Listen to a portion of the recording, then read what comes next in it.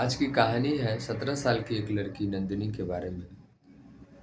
उसके gang rape के बारे में, जिस पे बड़े एक्टर जैसे कमल हसन ने भी ट्वीट किया था, उन्हें इंसाफ मिलना चाहिए। एमके स्टालिन ने भी जिसे बताया कि सीबीसीआईडी की जांच के लिए मांग की थी। जानते हैं हम आज उसी नंदिनी की कहानी। दरअसल नंदिनी 17 साल की एक लड़की है जिसका जन्म सिरकदम्बर गांव, जो कि अड़ियालूर जिला तमिलनाडु में पड़ता है।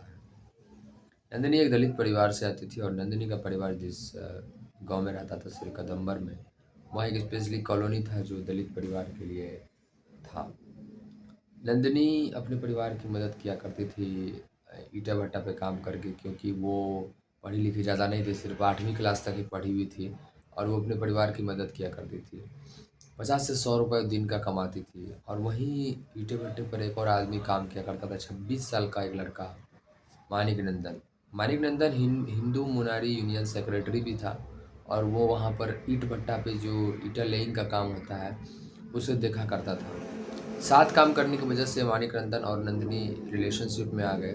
और रिलेशनशिप में आने के बाद मानिक नंदन ने उन्हें एक फ़ोन भी खरीद के दिया। उसके बाद मानिक नंदन और नंदिनी जो है वो बातचीत करने लगे, और बड़ी उसी जैसे बताते हैं कि छुप छुप के मिलना, बाइक पे कहीं चले जाना, ये सब चला रहता था। प्रॉब्लम तब आती है जब एक दिन 29 दिसंबर 2016 को नंदिनी जो है ना अचानक से मिसिंग हो जाती है। तो जब नंदिनी अचानक से मिसिंग हो जाती है तो नंदिनी के माँ के परिवार वाले के पास एक फ़ोन आता है। फ़ोन में वो बताता है कि मैं वेलूर ज़िले से है और नंदिनी हमारी कस्टडी में है। ये सब सुनने के बाद नंदिनी के माँ के परिवार वाले को मानिक नंदन पे शक होता है, क्योंकि ऐसा अक्सर होता है कि हम प्यार में होते हैं तो हमारा परिवार वाले को पता हो जाता है। तो उसे भी पता था और उन्होंने आज मानिक नंदन पर शक किया। मानिक नंदन जो है फरार भी था, क्योंकि जब उसे खोजा गया, ये सब खोजे तो मिला नहीं। 30 दिसंबर को जो उसकी माँ है वो चली जाती है पुलिस के पास और बोलती है कि मानिक नंदन ने हमारे बेटे को किडनैप किया है। पुलिस उसको बोलता है कि आप इस पे किडनैप किया है ये सब मत बोलिए, आप डायरेक्ट बोलिए कि एफआईआर लॉन्च कराना है। तो पुलिस जो है मिसिंग कंप्लेंट लॉन्च करती है सेक्शन 361 आईपीसी के थ्रू। मिसिंग कंप्लेंट है, और ये कंप्लेन है जिससे एक नाबालिग को उसके पेरेंट्स के परमिशन के बिना कहीं ले जाना। और फिर पुलिस जो है उसके बाद बुलाती है मानिक नंदन को पूछताछ करने के लिए, लेकिन कुछ खासा सबूत नहीं मिलता है, इसलिए मानिक नंदन को वापस छोड़ दिया जाता है। 5 जनवरी 2017 को देवी, जो कि नंदिनी की एक दोस्त है, पुलिस उनसे पूछताछ करती है। देवी बताती है कि मानिक नंदन और नंदिनी रिलेशनशिप में थे और नंदिनी माँ भी बनने वाली थी, प्रेग्नेंट थी। ये सब सुनने के बाद पुलिस का शक और गहरा होता जाता है।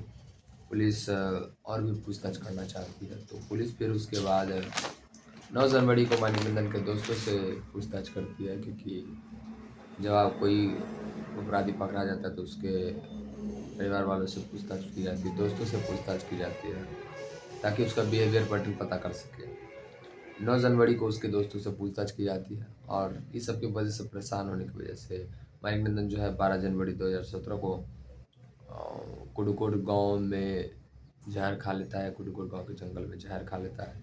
फिर उसका पुलिस बाकायदा इलाज कराती है। 14 जनवरी को फिर वो गांव का जैसे विलेज एडमिनिस्ट्रेटिव ऑफिसर जैसे होता है, गांव में सरपंच हुआ, मुखिया हुआ, इस सब के सामने फिर वो अपना गुनाह कबूल करता है। और वो ये बताता है कि नंदिनी के साथ उसके 3 और दोस्तों ने गैंगरेप किया है, क्योंकि नंदिनी जो है उस पर शादी का प्रेशर बना रही थी। नंदिनी चूँकि बनियार जाति से आती है, जो कि तमिलनाडु में एक छोटा कास्ट होता है, और मानिक नंदन एक बनियार कास्ट से आता है, जो कि एक बड़ा कास्ट होता है। तो इसके वजह से परेशान होकर उन्होंने नंदिनी की हत्या कर दी। उसके दोस्तों ने उसके पैर बांधे, हाथ बांधे, उसके जेनिटेला को कट करके उससे पेट से फटस को निकाल दिया गया। और फिर नंदिनी का जो है शरीर को बांध करके कुएं में फेंक दिया इन लोगों ने। और फिर उसके बाद ये लोग सबूत ना छूटे, इसके लिए उन लोगों ने कुत्ते को भी मार कर उस कुएं में डाल दिया। तो हो जाता है 15 जनवरी को गिरफ्तारी होता है मानिक नंदन के दोस्तों का, मानिक नंदन का। और मानिक नंदन जो है गुंडा एक्ट के तहत ट्रिची सेंट्रल जेल जो है वहाँ पर मानिक नंदन अपना सजा काट रहा है। इस कहानी से हमें यही सीख मिलती है कि हमेशा जो प्यार होता है वो हमेशा बराबर वालों में करना चाहिए। क्योंकि शादी जो है वो बराबर वालों में ही अच्छी लगती है। तो आज का वीडियो यहीं समाप्त करते हैं।